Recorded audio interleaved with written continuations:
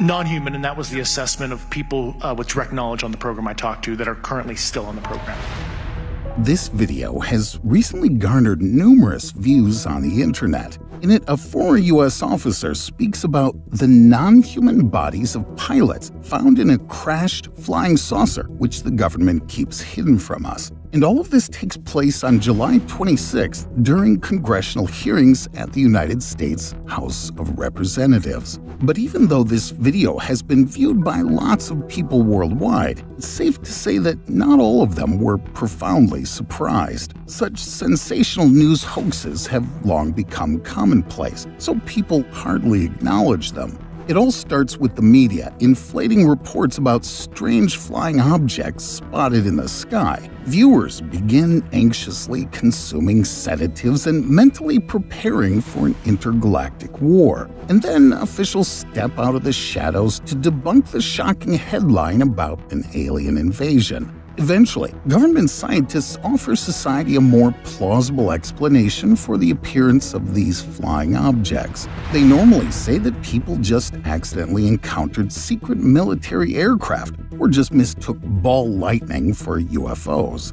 However, in 2022, the system crashed. Videos allegedly capturing flying saucers started flooding in, while government denials dwindled. Moreover, in January this year, the Pentagon declassified files revealing that there were 247 unidentified aerial phenomena registered in U.S. skies. Then, in February, President Joe Biden announced establishing a new interagency team to study UFOs. After years of concealing data related to extraterrestrial encounters, officials suddenly laid all their cards on the table.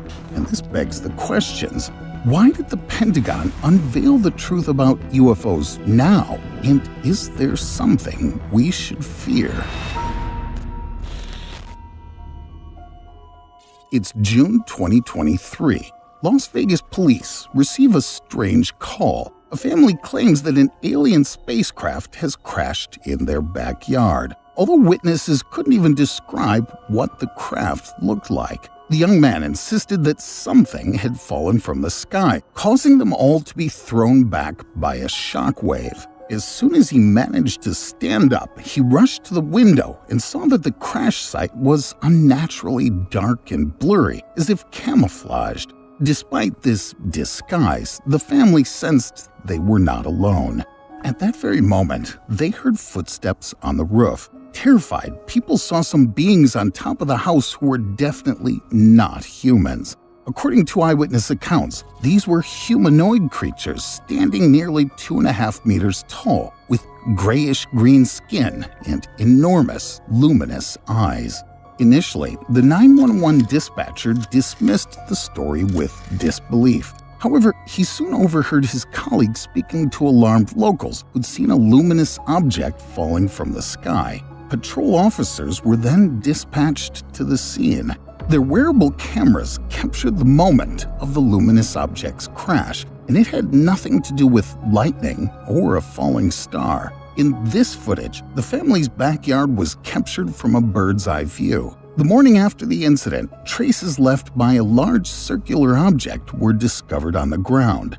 The family also reported that in the following days, an official government vehicle drove slowly past their homes several times. The history of investigating such incidents by intelligence agencies dates back to distant 1966. At that time, 40 residents of Michigan, including around 10 police officers, witnessed something unusual in the sky and deemed it an alien craft. Subsequently, future President Gerald Ford convened a congressional hearing on UFOs. Since then, any information related to extraterrestrials has been kept hidden, and witnesses have been branded as lunatics.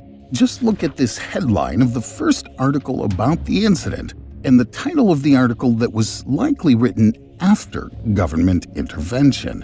However, the strategy of silence couldn't work forever. Everything changed when society started talking about Area 51. This highly classified base became widely known thanks to a former employee who exposed secrets that had never breached the walls of this military facility. His name is Bob Lazar.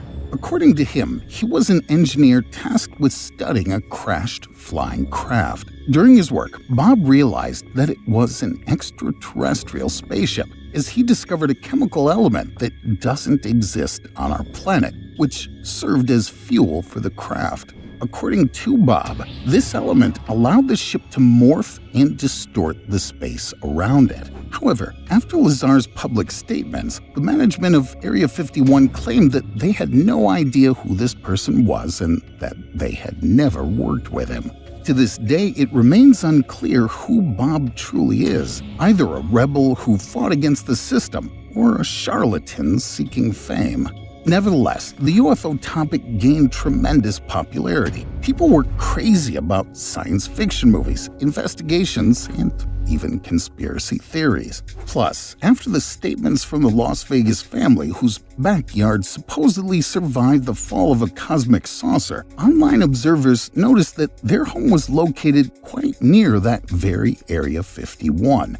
Probably, the people in the government vehicle the family spotted near their home might have been representatives of the All-Domain Anomaly Resolution Office. This is an office within the U.S. Department of Defense. It's responsible for investigating cases related to potential UFO phenomena. Sean Kirkpatrick, the director of this office, reveals that every month his team receives around 100 reports of similar cases, though, frankly speaking, only 2 to 5% of them deal with truly inexplicable phenomena. The fact that it's not 0% indicates that the authorities are gradually removing the shroud of secrecy that has been protected for a very long time. After all, back in 2004, the Pentagon prepared a report compiling testimonies from military aviators who had encountered enigmatic objects. Yet, it was only in 2021 that they decided to expose it to public inspection. According to this document, out of 144 unidentified objects, all but one remained inexplicable. It hardly looks like those negligible 2%, don't you think? You may think that finally we're being openly told that extraterrestrial civilizations do exist.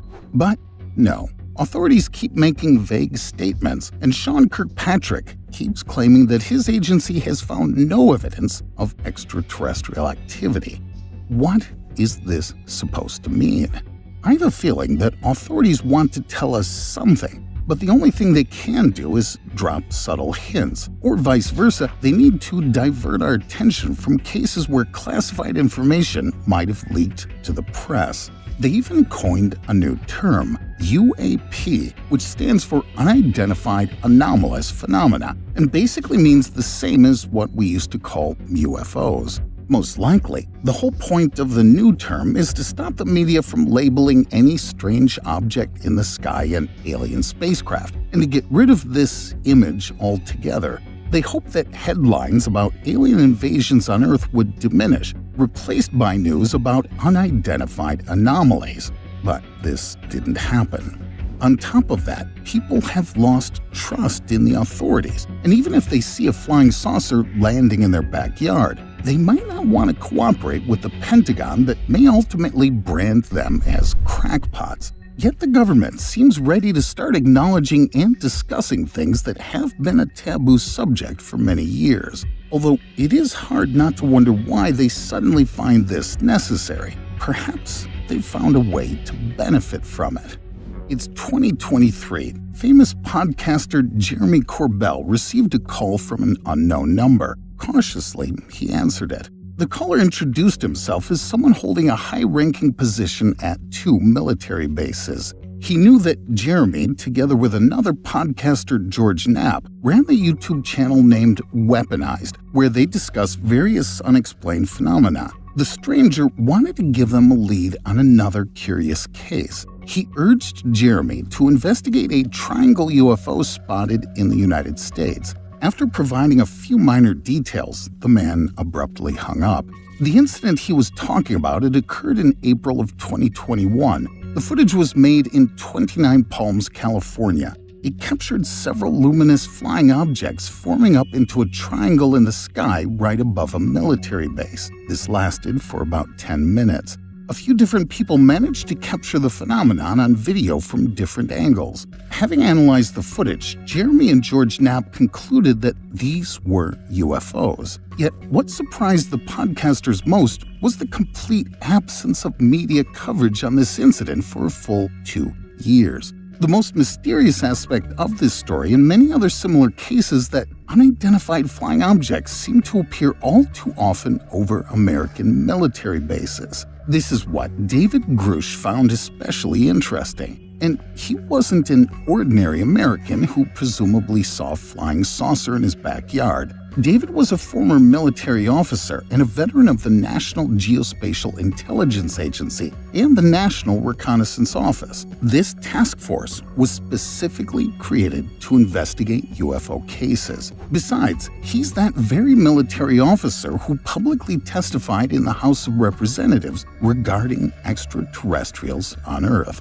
After 14 years of service in the Air Force, David claimed that the United States possessed extraterrestrial craft, which the authorities kept hidden. But most importantly, according to Grush, the Pentagon is engaged in highly classified projects trying to turn alien craft debris into weaponry. In fact, some objects that look like alien spaceships are uncannily similar to human-made creations. For example, in 2004, the United States Navy managed to take a video of one peculiar object.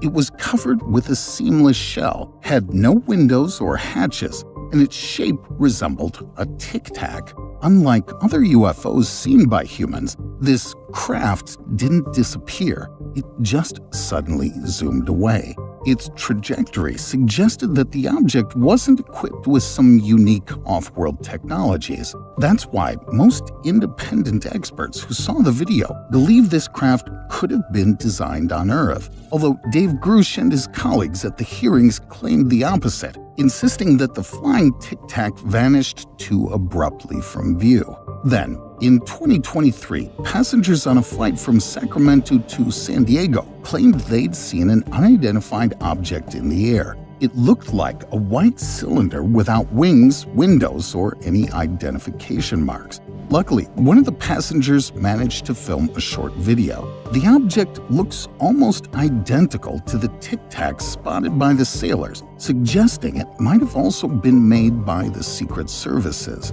The suggestion that these objects were indeed UFOs was made by former officer David Grush with growing assertiveness only in 2023. Prior to that, he had his doubts and considered various possibilities. Grush thought that the flying tic-tac could have been created on Earth, yet still represented space technology the U.S. government illegally obtained and employed in the arms race. According to David, the government had long been running a massive disinformation campaign to conceal any evidence of UFOs' existence. But recently, for some reason, it seems to have started working in reverse. Perhaps U.S. authorities decided to put the truth on display, but in a way that lets them benefit from it.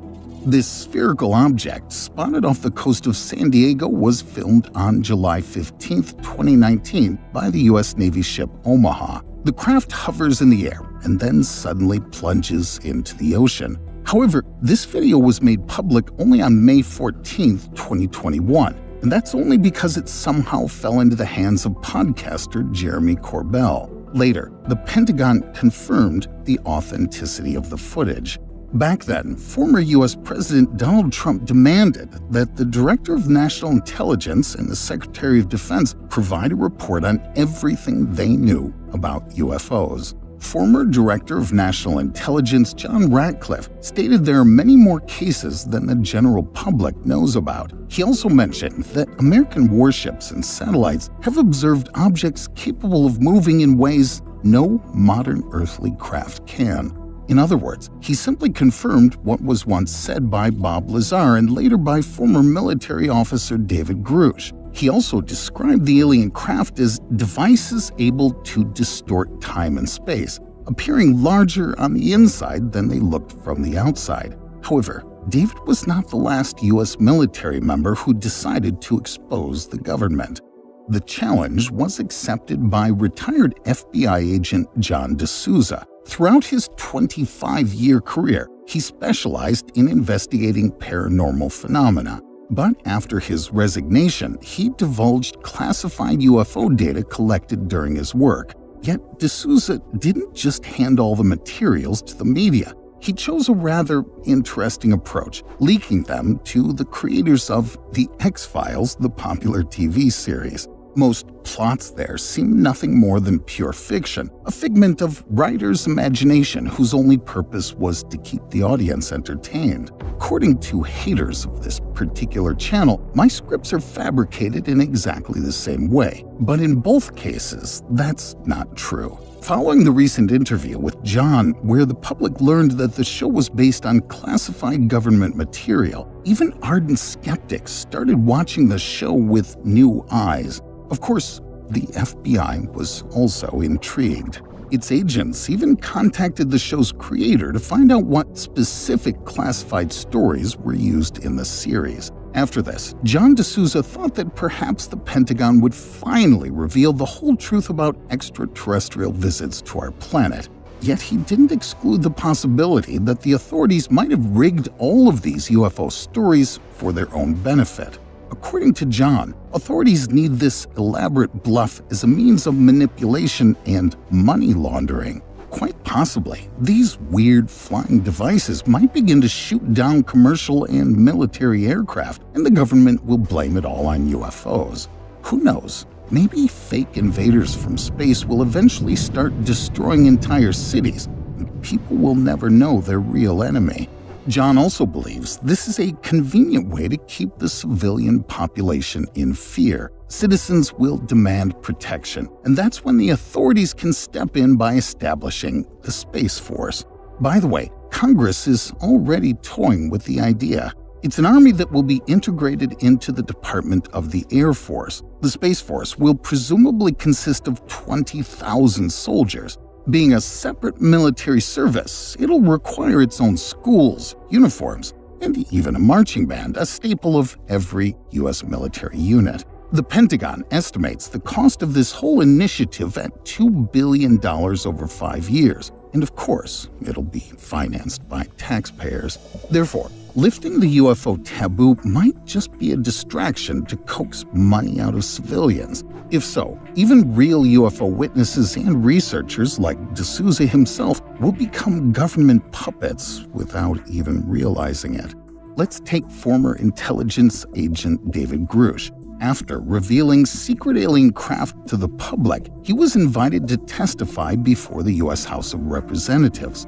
Although, given the unfortunate experience of Bob Lazar, who was branded a charlatan, David didn't anticipate such a reaction from the authorities to his, so to say, information rebellion. But it may be too early to celebrate. Maybe Grush is an actor pretending to be a victim. In other words, he might have willingly accepted the debunker role that would later become a fraud, conspiracy theorist, or a madman. Thus, the truth movement would seem foolish, making everyone who supported it or believed in it feel ashamed. On the other hand, maybe everything is entirely different and the government only has good intentions, while the U.S. unfairly calls them charlatans.